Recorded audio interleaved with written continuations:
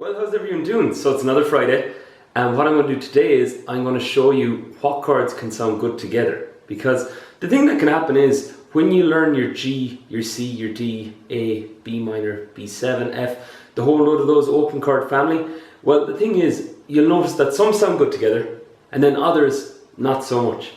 Okay, so what I'm going to do first is I'm still figuring out some of this new video technology stuff, so the audio should improve with the new thing I learned this week.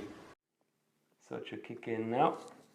Right, so what I'm going to do first is I'm going to take them in groups. So this can be obvious before, like if you did a song and you're like, well, G, C and D go good together in that song.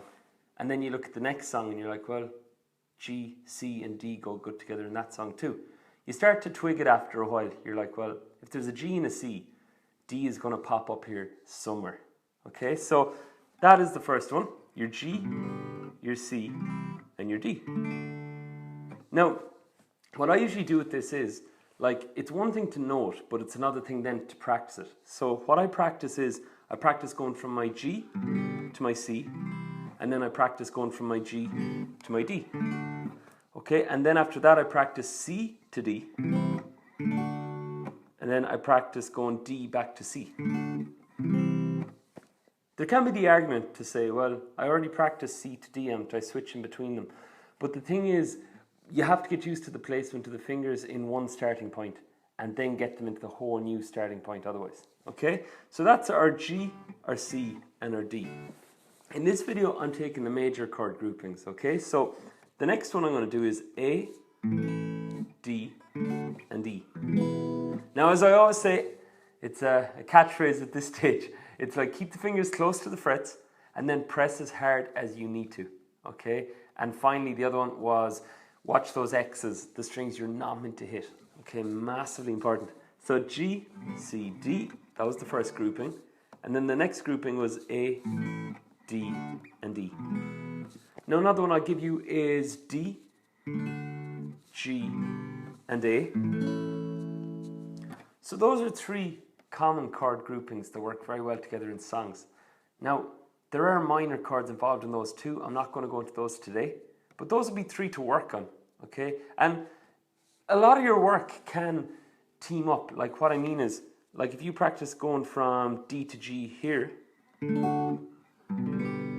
okay, well, that will stand to you when you're in the key of D and you go D, G, A.